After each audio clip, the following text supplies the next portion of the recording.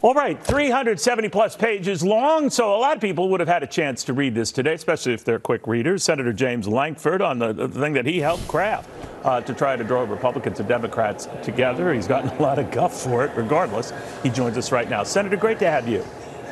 Thank you. Hey, just to be clear, I only helped write 280 of those 370 pages. The others were the appropriations part. That's fine. Well, it's good to know. But having looked at it, a lot of people who didn't have already torpedoed it, even before you released any pages of it. And many are in your own party. In fact, much of the criticism is coming from your own party, even within your own state. What do you think? You know, it's been interesting. This has brought out a lot of Republicans that say this is not enough. They want a whole lot more. It's also brought up a lot of Democrats. As you know, there have been Senate Democrats and House Democrats that have also come out strongly opposed to it in the far progressive side as well.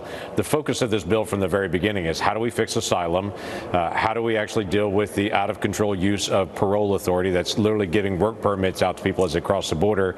How do we actually fix what's happening right now? And then long-term, we've got a 10-year delay until a consequence. How do we get that to days or weeks rather than years and actually putting consequences down on it? That's what this bill actually does.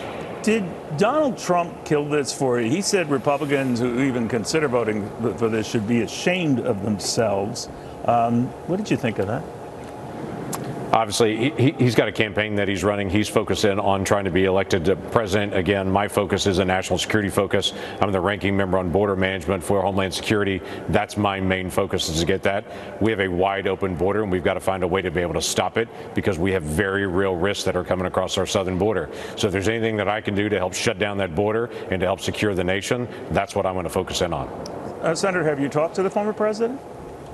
I actually haven't, and it's interesting enough, I've not called him because I knew every reporter, everybody would ask me, have you talked to him and what did y'all say back and forth on it, so I've stayed away from that entirely. Got it. By the way, if he was president right now, we wouldn't have the border chaos that we have right now. There's no question about that, but quite frankly, the way Biden has run this is different than not only how Trump ran it, but also how Obama ran it before. Biden has 6 times the number of people illegally crossing than even President Obama did. So it's a big issue, and definitely presidential leadership matters, but we also have loopholes in the law. Those have got to be closed. Even President Trump asked for those to be closed while he was president, and Congress was unable to get it done. We would get it done in this. You have run across some, not all in your state, conservatives who don't like what you're doing here. Some have even raised the possibility when you run for re-election, assume you do, sir, a couple of years out, they're going to primary you. Great. I had a primary before, so we'll engage on the issues. We can talk about the issues and try to be able to resolve things. I've also had a lot of Republicans reaching out to me in the state and saying, finally, we're making progress to try to get something done. People are really frustrated that they've got people that are all or nothing folks because we've had nothing for so many years. People are just angry at the thousands of people that are crossing the border saying, who will do something about this? We're actually trying to be able to actually make a change and to be able to get something done. Well, you've been commended for a lot of that. But, you know, I do, when I talk to those who are dead set opposed to it, even when you know, this whole 5,000 average a day who come in and all of that, the fact of the matter is that 8 million got into this country illegally last year. At a minimum, this would reduce that to 2 million. So it's a hell of a lot better than 8 million. But that's if you're just looking at general numbers. Go ahead. Yeah.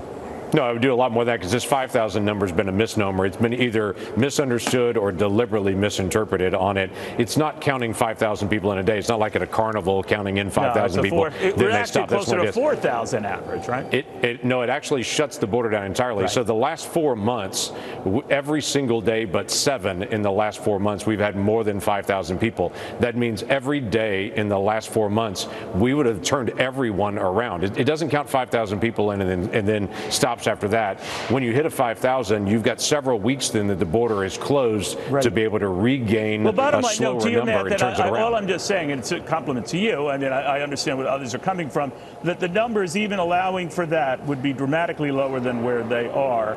I'm just wondering what the fallout would be, or if you've tried to talk to some Republicans who are against it, saying, this isn't perfect, but the throngs coming in will still be throngs coming in if we do nothing. What do you hear on that? But what I hear on it is people say the right number is 0, and if we can't get to 0, Right. then I don't want to do anything on it. And to me, if we can change it from having 1 million people crossing to 200,000 people crossing, that's a huge difference on it. And I'd like to be able to have those people that even cross go through a higher standard for asylum, and so the vast majority of those folks will actually be deported as well. This bill doesn't focus on just limiting the number of people crossings. It dramatically increases the standard for asylum so that we identify people that don't qualify, which is the vast majority, and we deport them immediately. That's the biggest change of this. The 5,000 number is an ancillary piece on the end as an emergency backup. The real focus is the change in the asylum law. This doesn't look like it's going to happen, Senator.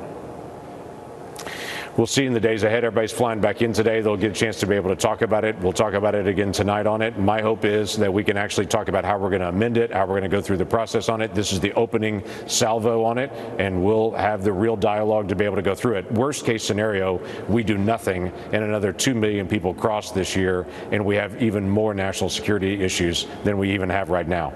Senator, thank you. James Lankford of Oklahoma, trying to craft a middle ground here. Easier said than done.